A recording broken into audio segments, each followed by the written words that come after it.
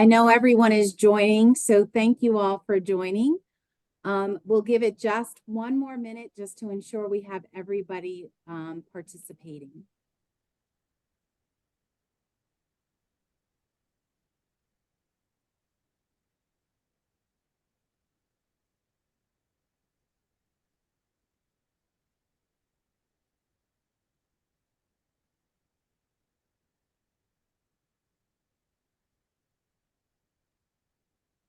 So welcome everyone to Tea Time with Tamra. I am so excited about today's presentation and discussion that I'm going to be having with Sarah Scudder. Today we're going to really be spilling the tea about personal branding. It's more than just a buzzword. It's a strategic and intentional process. Imagine it as curing your own public image, right? Looking at how others perceive you. Just like a professional reputation, everyone has a personal brand, whether they're actively cultivating it or not. So funny story, before we get started, I was home just recently visiting my mom. She's 82 years old. And I was telling her about this tea time that we were doing on personal branding. And I said, Mom, let's go Google your name. And we did. And she did not believe all that was out there. She was a biochemist for a meatpacking company and did quality control. And there was all these different articles and things about her that she didn't even know was on the internet. So today we are very, very fortunate to have Sarah Scudder with us. Sarah has more than a decade of strategic growth and procurement expertise. Her previous roles included C-level positions at SourceDay, Real Sourcing Network, the Sourcing Group. I love this. She is a self-promoted supply chain nerd. I can totally relate to you that. I'm sure everybody else can as well. She is also a regularly featured as a procurement and marketing influencer on industry podcasts and forums. She has some of her own. She's also an author and a co-author. So Sarah, thank you so much for joining me today on this great subject. And if you wouldn't mind first spilling the tea about a little bit of your personal story. So full disclosure, I am not a tea drinker, so I am drinking water from my hydro flask today. Love it. So a shout out to the tea and non-tea drinkers. And then just a couple notes for the audience. I see that some of you are dropping in where you're joining us from. If you haven't already done so, would love to have you tell us where in the world you are today.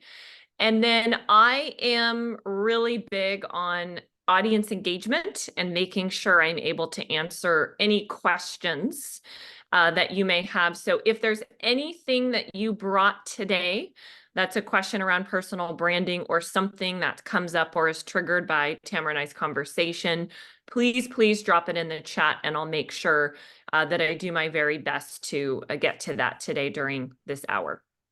So my personal story, I was planning to go into the fashion industry. I knew as a child, I was someone who loved fashion. I was the girl going to school that had the matching outfits, the purses, the hats, the shoes. And when I was in college, I was the girl that never wore a t-shirt or sweatshirt. I had my dresses, my heels, my purses. So I thought I was going to graduate college and work for a company that produced runway shows. And then I thought that eventually I would have my own business producing fashion shows or something in the industry. So that's where my mind was. So I went to a very, very small state school for college called Sonoma State University, which is in California. It's in wine country. So those of you who have been to Sonoma or Napa who are joining us today have probably heard of or driven by or inadvertently checked out Sonoma State if you've been wine tasting. So That was my plan was to major in business. I had an emphasis in marketing. And my senior year of college, I was finishing my presidency for my sorority. I was part of Alpha Gamma Delta. Shout out to any of the sorority or fraternity people here today. And we put on a big fundraising event every year for diabetes research. And our goal, that was our national philanthropy, our goal was to raise as much money as possible. So I decided I hadn't done just everything I wanted to do yet. So I volunteered to co-chair this big event. And I realized, wow, I'm a double major and I have a minor. I'm involved in all these different organizations. This is going to kind of be a lot of work to put this event on. So I hired a local company that was in the marketing procurement space to help them source and procure all the marketing related things we needed to do to execute this event. So this was media, this was print, this was swag, this was apparel. And I just thought, I don't even know how to spell procurement. I have no idea what this industry is. I'm going to just have an expert come in and help us. So they helped source and procure and execute all of the marketing related things we needed to do for the event. Well, after the event, they came to me and said, do you want to come work for us? And I said, in my mind, I'm thinking, absolutely not. Procurement and supply chain are about as far from fashion as you can get. Plus, I noticed there wasn't a lot of women in the industry. There wasn't a lot of younger people, but I spent the time to really get to know the team. It was a very, very small local company. And I realized that I was very entrepreneurial and did things maybe a little bit differently in my own style or my own personality. And I realized that I might not do as well going and working for a large company. So I said, if I can go in and learn everything there is about how to operate and run a business, might be a really good opportunity. So I took the job. So I spent the first part of my career in the marketing procurement space. So I was actually on the marketing and sales side, so part of what's called the go-to-market team.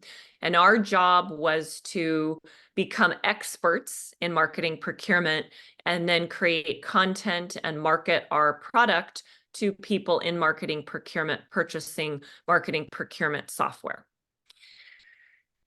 When I was doing that, I fell in love with content creation and the power of LinkedIn and what LinkedIn was doing for our business. What I also realized is that people buy from people, and that there's a lot of power in having a face and a story behind whatever it is that you're selling, whether you're selling yourself internally to stakeholders, whether you're applying for a job, whether you're actually selling a product or service. And so I became obsessed with learning about branding and how to build my personal brand. And from that moment on, I went all in on focusing on building my own brand, which in turn helped the companies that I've worked for along the way. And it's been a really important part of my career path and part of my marketing execution with the companies that I've worked for and the teams that I've built. So kind of a very long-winded answer of how I got to where I was. In my last role, which I was with SourceDay through December of 2023, so about 2.5 years, I served as the Chief Marketing Officer, and we were on the direct side. So I went from marketing procurement, which was 100% indirect, to 100% on the direct side, software that was made for manufacturers purchasing lots of parts and raw materials. So as you can hear, Sarah has a lot of experience. So as we're going through this discussion, I know I'm going to be asking her a bunch of questions, but please feel free, as Sarah stated earlier, to put your questions in the Q&A so that we can address any of those that you may have, because we do have an expert on the line. So Sarah, let's think about this, right? You're like a business of one. So when in your life moment did you go, I really want to build this Sarah Scudder brand? Yeah, so it was when I was in marketing procurement software, and I thought this whole cold calling, cold outbounding motion was kind of archaic and ridiculous, where I know that people were cold calling and reaching out to me. As a procurement practitioner, you get bombarded constantly with messages and notes that have no relevance to your company or what you're doing or what your needs are. And I said, there has got to be a better way to do this. So I did some research and realized that in marketing procurement, our buyers were on LinkedIn more than any other social platform. So I said, I am going to become an expert in LinkedIn. I'm going to teach myself absolutely everything there is to know about it. And I'm going to go all in on that platform for 90 days. I am going to produce my own content by interviewing subject matter experts and storytelling and telling stories about my own career and my own life as well. And I am going to use LinkedIn as my platform of choice to get my message out there. And so from that moment on, I committed to building the Sarah Scudder brand, which also benefited the company that I was working for because I became known as the marketing procurement girl. If you asked anybody in the space at the time, they said, who do you know in marketing procurement, or who's the first person that comes to mind, you would have probably heard my name brought up. It was because I went all in and spent so much time building my brand in that specific category and in that expertise. And Tamra, I'll share a story with you that kind of highlights the power of me going all in and having that aha moment. So part of the software that we were selling was around packaging and helping organizations source and procure packaging. And sustainability was a big part of that. During my time in marketing procurement, companies were more focused on and prioritizing sustainable packaging more than they had ever been. So I said, okay, well, I have this brand around Sarah Scudder and marketing procurement that I've built, but I don't really have anything specifically tied to packaging. So I said, what could I do to leverage my brand in the packaging space? And I created this movement around crazy, outrageous, unsustainable packaging. And I started posting videos and pictures every single week of packaging that I received or people that I knew that received outrageous packaging. So I would post it. I would have, again, a video or a photo, and I would tell the story of what the item was, how it was received. But then I would add value, and I would talk about what could this company do to very cost effectively change their packaging to make it more sustainable. Then I did a call for submissions, and I asked people from all over the globe to share their photos, their stories, and their videos of their most outlandish packaging. I had people coming out of the woodwork, texting me, DMing, emailing, saying, oh my gosh, you will not believe. One woman who was in the UK went on vacation and she had ordered a blow dryer. Well, the blow dryer arrived in a small refrigerator size box. No joke.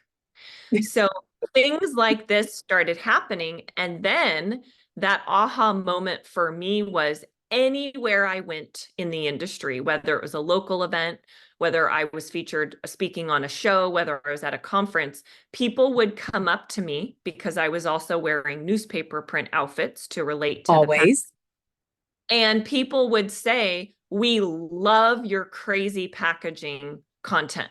We read it, we've submitted. And so I just knew that that was this aha moment, that it was working when I was getting so many people reaching out to me and talking to me in person about that specific program that I was running and working on. So that's about the same time as when I started following you. And it was more so though for your procurement fashion, and your what you did to really call yourself out from the perspective of, even from a branding, looking at and understanding why should this be important to us? What should be, right? So I started following you on LinkedIn, and then we happened to meet at one of the, I think it was ISM Yeah. is when we first met, right? And so I was at that point blown away with all of the individuals. I felt like you knew everyone there, and it was really around your social media presence. And so when we think about personal branding, right? And you talked a little bit about this now, but what does it really mean to you? Like, is it just LinkedIn? What else, how else do you define that? Yeah. So I think for me, a personal brand is two components. It's who you are in person when somebody physically meets you and connects with you, and then it's your online presence as well. For the online presence piece, I like to call it your digital twin. So what that means is when my vision for anyone here who's looking to build a personal brand, that how you present yourself online virtually should be how you are in person as well. Hence the word, the digital twin. So I get people that will come up to me a lot and say, we follow you online and we're surprised that you're the same in person. Like they were expecting me to have a different Be something persona different. Yeah. or not be myself online. So that's part of how I would describe it. And then the other way I would describe a personal brand, it's what you want to be known for. And I'm going to talk a little bit later about people who are wanting to really focus on building a brand. What are some of the steps to take? Like, where the heck do you even get started? And to me, the real core of a personal brand is what it is that you want to be known for. So when I started my career, I was known for all things marketing procurement. I pivoted into the sustainable packaging chick. And now I am very passionate and produce a lot of content around supplier collaboration and what that means for buyers and suppliers to collaborate and work together. So a brand can evolve and change, but having a core of what you want to be known for and what you want to stand for is the essence of your brand. And I think that's so important what you just said, right? Because as I sat back and reflected on what did I want my brand to be, sometimes it's difficult, right? To identify that one thing, right? You kind of go, well, wait a second, I could be this or I could be that, but I'm also doing all of this other stuff. And we in procurement, we wear many hats. And so sometimes it gets to be overwhelming, right? And so why should we in procurement actually care about building a personal brand? Yeah. So I get this question all the time. I'll have people reach out, or I'm on a phone call, or someone will come up to me in person and they're like, well, I'm not in marketing or sales, so why should I care about building a brand? I think that's a strong misconception that if I'm not in a quote public facing job, why should I care?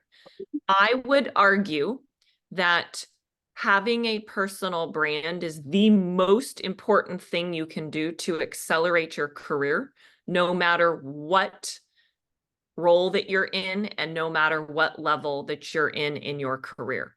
So for example, if you are a data scientist and you're thinking, well, I only work behind the scenes, I never want to be public facing. If you started posting content around the things you learn and experience in your job, and your dream job opens up at a company, the likelihood of you getting found and sought after is almost zero if you haven't spent the time to build your personal brand. So getting that promotion internally, or getting your dream job, or getting a job at a new company, it's vital that you have a personal brand if you want to stand out amongst all the other people in your field. So that's probably, Tamra, the number one reason why that somebody should care about building a brand working in procurement, even if you're not in sales and marketing, is to accelerate your career because you will be known as an expert in something. And a company may see all the content and the brand that you've built and say, we need that, we want that. And they may reach out to you and offer you a job. There's a lot of layoffs happening right now. I was doing my morning walk talking to a girlfriend who is going to be out of job at the end of March. And she's really, really struggling and concerned and just was not in a good mental headspace. And had she spent the last 5 or 10 years building a brand and being known as an expert in something, I guarantee her job search and her job hunt would not be as hard as it is now, because nobody knows her outside of the people that she's directly worked with. So she has not spent the time. And she told me, she goes, Sarah, the amount of time and effort that you spent in building your brand, I wish I had done that, and I'm going to start now, because I don't ever want to be in this place again where I can't get a job because nobody knows me or nobody understands my value and my skill set. Yeah, that is critical, right? Super important for that. But we've also seen where it can actually, depending on what content you're posting, right? You have to be very careful about your content too and where you're posting it, right? LinkedIn isn't necessarily the Facebook, right, of business. They call it the Facebook of business, but you have to be very careful about what you're posting on there because it does talk about your brand. This isn't the time when you're posting about your family business and all of that from a perspective of personal notices, right? I've seen some of that happen, and that can backfire. So for everyone that's listening, what is some helpful hints on what to do right and where to even start, right? So what if you don't have a brand today? How do we even start there? So step one is the awareness that you should focus on building a brand. Step two is committing time in your schedule every single week to focus on your brand. And I mean, you block off time like a meeting that is called personal branding. And whether that's daily, whether that's once a week, whether that's a couple times a week, if you do not mentally commit to saying, yes, I need a brand, and understanding the value, and two, committing the time to doing it right, nothing else matters. So steps 1 and 2 are the most important. If you don't do those things, don't even bother. I'm aware that I need it. I've committed personally, and now I've blocked off time in my calendar to really focus and prioritize. The third step is doing an exercise to understand what it is that you want to be known for.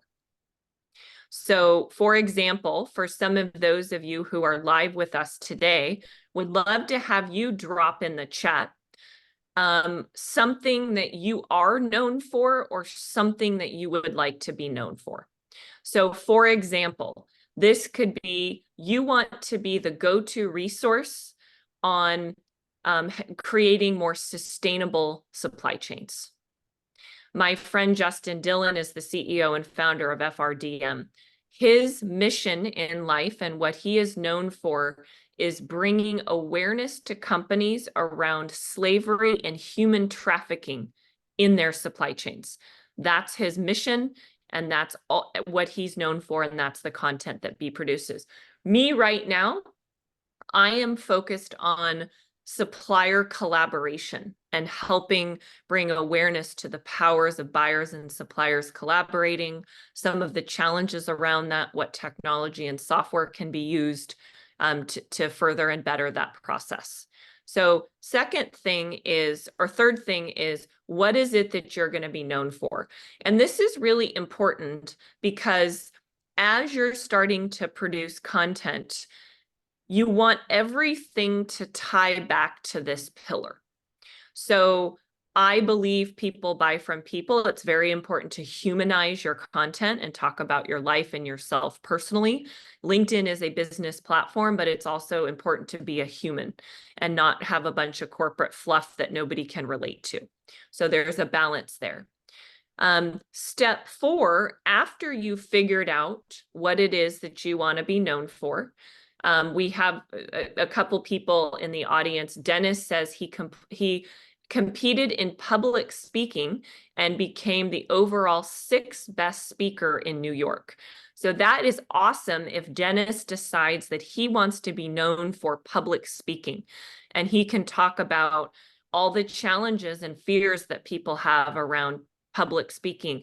He can provide tips on what things people can do to become better public speakers and to overcome their fears. And then he can talk about all the stories and things that he's lived through around his public speaking journey. So great example, Dennis. Thank you for calling that out. And I love that as a focus for a personal brand for you. So once we figured out what it is we want to be known for, and I'm going to use Dennis's example as public speaking, the next step is then figuring out your content creation strategy. And I think this is really, really hard to do because people always tell me, well, I have nothing to write about. I don't know what to say. I don't know that anybody's going to care about what I have to say. Who's actually going to read my content? So you have to get over this imposter syndrome that is telling you in your mind that you don't know what you're talking about or that you don't have information that people are going to care enough about. So you want to build out a process that works for you around how you're going to create this content. There are some people that like to have sessions on a monthly basis where they sit down and they say, okay, here's all the things that happened to me or I learned, and I'm going to come up with all my content in 1 or 2 sessions for next month. So Tamra, let's say you're a big planner and you like to have everything organized and mapped out way in advance.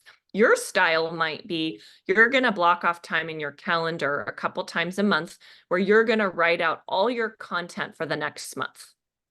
And you're going to pull on stories and experiences and examples from your career to do that.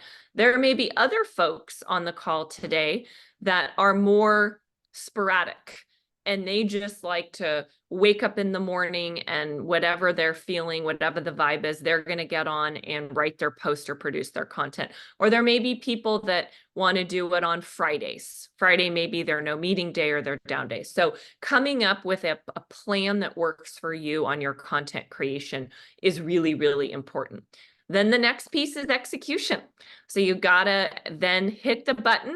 You got to post it. You got to publish it, whether it's a video, whether it's a text only post, whatever it is that you've decided. And part of that is figuring out the platform that works for you. For me, it's LinkedIn, but LinkedIn is not necessarily what makes sense for everyone. Some of you may be more comfortable on Facebook. Some of you may be more comfortable on X or TikTok or YouTube. So you also not only want to figure out what you're going to say, but what distribution channel makes the most sense for you. So Dennis, for public speaking, for example, YouTube or TikTok may be a really interesting channel because you can actually post videos with you sharing your actionable tips where you're actually showing us how to do these things, right? That may be more something that's a better strategy than LinkedIn, for example. We've got Kelsey who says transformational leadership and culture change in the supply chain team. So again, another great topic to have enough content to talk about ongoing. Transformational leadership, which is something that can be relatable not only to supply chain and procurement teams, but cross-functional teams as well. So Kelsey, I love that. Evan said, like to be considered that unicorn in advertising production procurement. Evan, really, really love that. And you should ping me on LinkedIn if you want to set up some time because I have some ideas around that, but I really like that idea as well. So Tamra, to kind of recap, it's making the commitment that you're actually going to do it, blocking off the time in your calendar to do it, figuring out what you want to be known for, developing your content creation strategy, figuring out which channel it is that you want to actually execute and distribute your channel. And then it's the hitting the actual send button, posting that content. Now, I get asked a lot, how much time should go by for us to know if what we're doing is working? And I think 90 days is a good target to start. In 90 days, there should be enough data for you to look at that you can kind of see, notice some trends. For example, if Kelsey is posting about transformational leadership, she may be noticing that posts around how to prepare for a promotion. That type of content may be performing really, really well in that she's getting a lot of engagement and notes in the comment section. But then she may notice that posts around how to manage interns are not performing as well. And maybe that's because there's not enough people in her audience that have interns. And so you'll just get some ideas and things. Once you have data, then you want to pivot and you want to lean into things that are working. You want to do more of that. Things that are not working, you'll either want to stop doing or you'll want to make some pivots and changes around that. Yeah, and Sarah, some really great advice. I will tell you, personally, I do Friday afternoons. I do have no Friday afternoon meetings. So I do all of my social media review and posting and creation on a Friday afternoon. I will also say that LinkedIn, if you become a creator on LinkedIn, you can actually, if you know you're going to be out or on vacation, or you just want to, you're that true planner that really looks at the whole entire year, you can actually set your posts to go out when you want them to go out. And so I've actually done that to where I do maybe 3 posts at a time, but they don't go out every, in 3, the exact same time. They go out in different timing. So that's another thing just to think about. So Lori actually had a question, and I thought it was a good question because it's about, hey, is this really bragging, right? So her question really is around core attributes that are most successful when building a personal brand. What are those core attributes? Lori's never been a great advocate and being self-advocate, so doesn't want to come across bragging. Why is this so hard is the question. Yeah. So Lori, I think some of us by nature are just servers and helpers, and we get so much value out of kind of doing our work behind the scenes that it can be very scary and overwhelming to have to think about being public facing. So a couple things, Lori, that I would suggest you and others who are also kind of struggling with this to think about is writing content or picking topics where you're going to be helping others who are in a similar position as you. So for example, if you go and look at some of my recent posts on LinkedIn, I have told very specific stories and examples around buyers working for manufacturers who have been struggling with supplier communication, which has had significant negative impacts on their businesses. We're talking where production lines have been shut down because parts and materials have not arrived on time. So nowhere in my content am I saying, I'm Sarah Scudder, I'm amazing, you need to follow and like me. It's about, here's a story of somebody that I know or somebody that I worked with, here's what they experienced, and I'm sharing it to help people so they can learn from it and not have to go through the same challenge. So if you think about producing content in a different way, where it's not about me, it's about here's things that I've learned, here are things that I've lived through, and here are things that you may also find useful as you progress your procurement or supply chain career. So I think that's an important mindset shift and a shift in how you produce your content. You said, what are successful attributes in building a personal brand? One is storytelling. So the more that you can use stories from your personal life, the more that people will be able to relate and connect with you. And if you go and look at some of my content, I literally am telling a story that happened, and I just take out the company name and the person's name. So it'll say me and the exact quote of what was said. Then it'll say Tamra, and it'll say the exact quote. So I literally am telling a real life story that happened without disclosing any confidential information. And then at the end, sometimes I will post some ideas or suggestions or feedback, and I'll ask a question and say, for those of you who can relate to this story or experience, what have you done to overcome this? Or what have you done to prevent this from happening within your organization? So storytelling is so, so important to me. The best marketers, in my opinion, are incredible storytellers. So every one of us is a storyteller.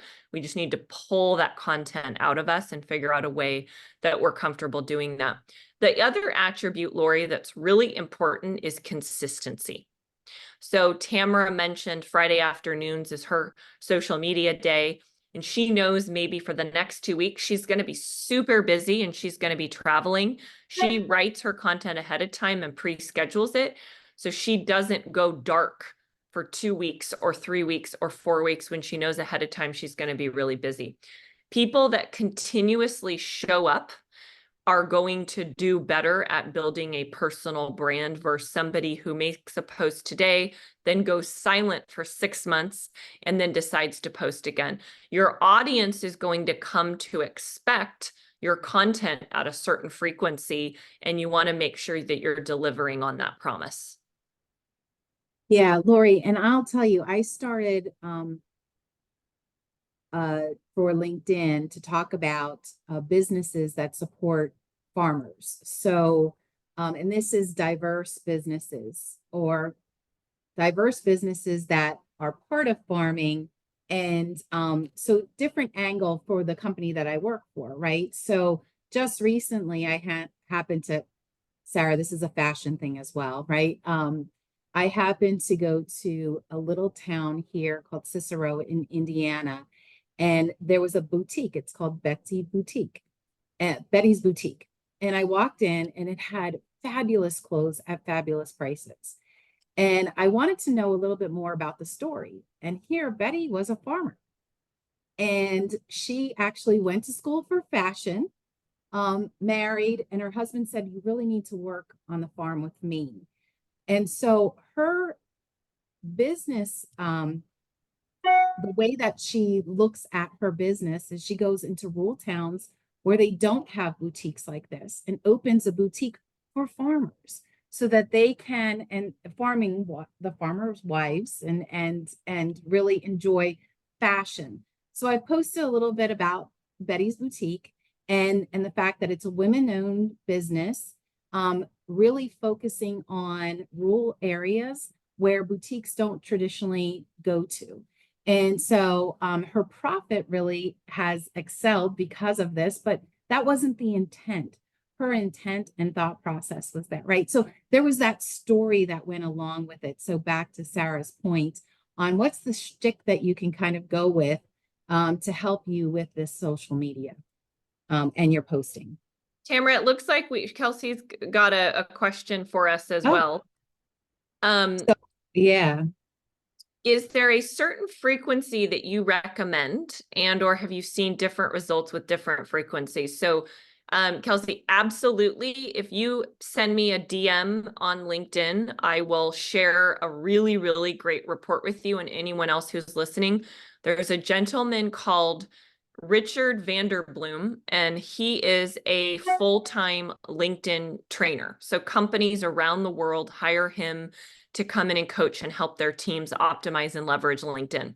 And every year, him and his team produce a report.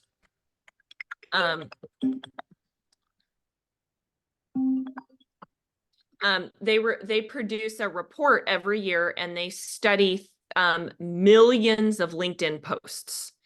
And what they do is they look at the type of post. So is it a text only? Is it a image post? Is it a carousel?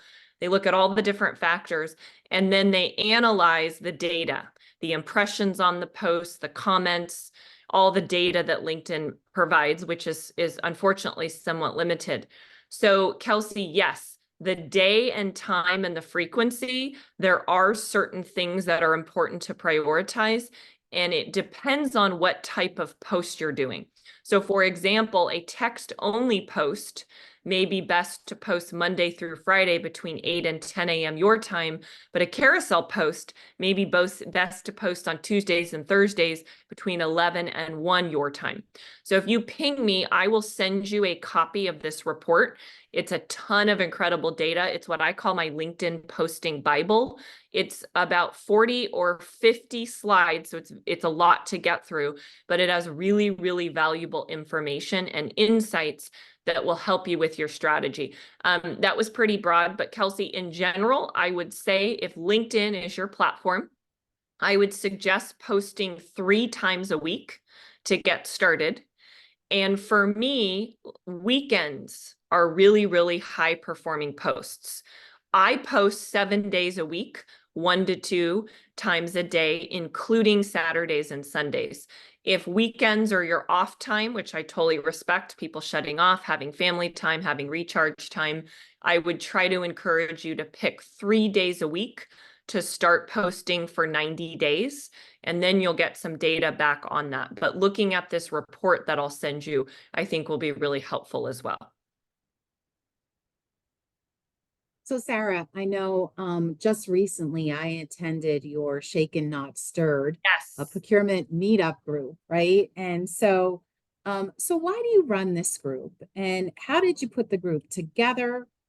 And how does that your hosting that really fit with this branding that we're talking about? Yeah, so one of the things that's really important to me as part of my brand as a influencer now in the supplier collaboration direct materials space is building community and bringing people in the industry together. I have noticed there are silos, and oftentimes procurement practitioners are not always the best about getting together and sharing ideas and collaborating. And I think it's really, really important for people to advance their careers and learn and share ideas, to have some sort of community. So I've done a few things, Tamra. I host LinkedIn live shows. At my last company, I was going live every single week. I had a series of shows. One was Women in ERP, where I had female-only panels, people coming on and sharing their experiences working in the ERP space. I had a manufacturing supply chain woes show that was specifically focused at people working in manufacturing. So there's a lot of different avenues. One of the ones that is probably nearest and dearest to my heart is what you mentioned, and that's called Shaken Not Stirred. I used to host in-person meetups in the Bay Area every single month. COVID hit, and I was like, well, this is really a bummer.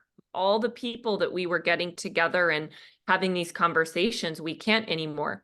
So I one morning woke up and said, I'm going to just start doing a Zoom once a week. Anybody who works in supply chain and procurement can join. I did a LinkedIn post, and that started this group over 4 years ago. And we had people that now have become like family from all over the world meeting once a week on Wednesdays.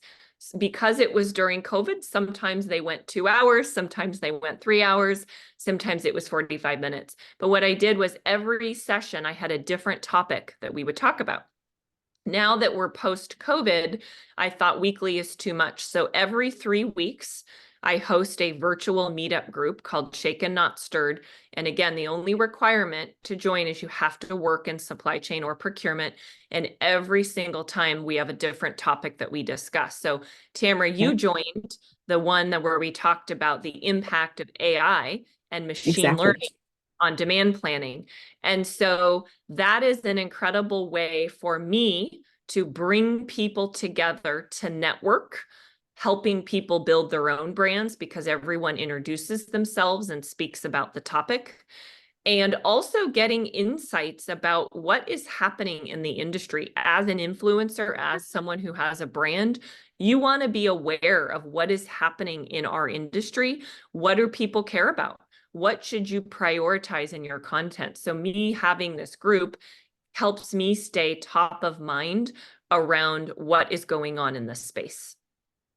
Yeah, and I will tell you, I learned a lot from being on there and hearing others. So it was really important to listen and hear also what they were all saying, and I really enjoyed it. So thank you for hosting that. I really do appreciate it. Now, one of the things we all learn from mistakes, right? And so, what's your biggest mistake that you made in personal branding? Let's just Oh, go with the biggest. I have made so many mistakes. I'm gonna not one, I'm gonna tell you two. Okay.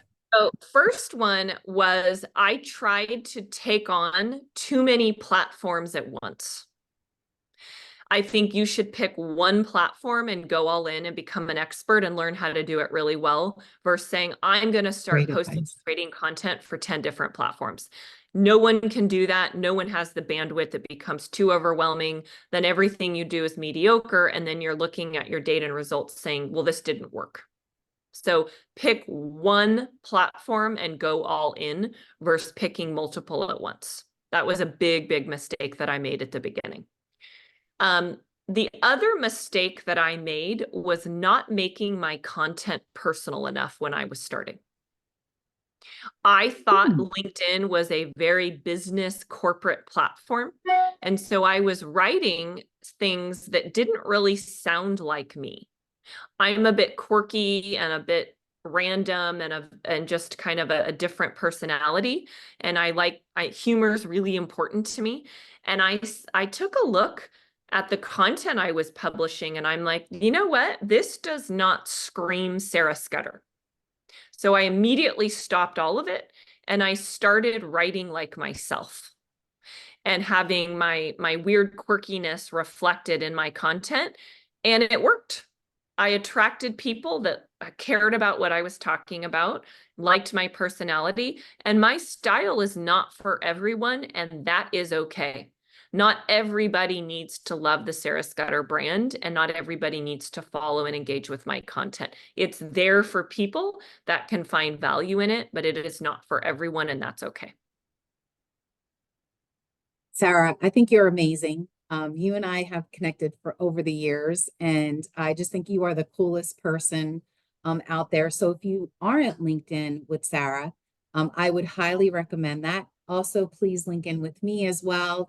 Love to hear some of your and see some of your feedback and your content based upon the personal branding that you've seen here. So as we're wrapping up, Sarah, what would you like to leave with this audience today? So this is going to be a LinkedIn tip. I'm assuming that some of you here today are active on LinkedIn or are going to plan to get more active. Magic happens in the comments.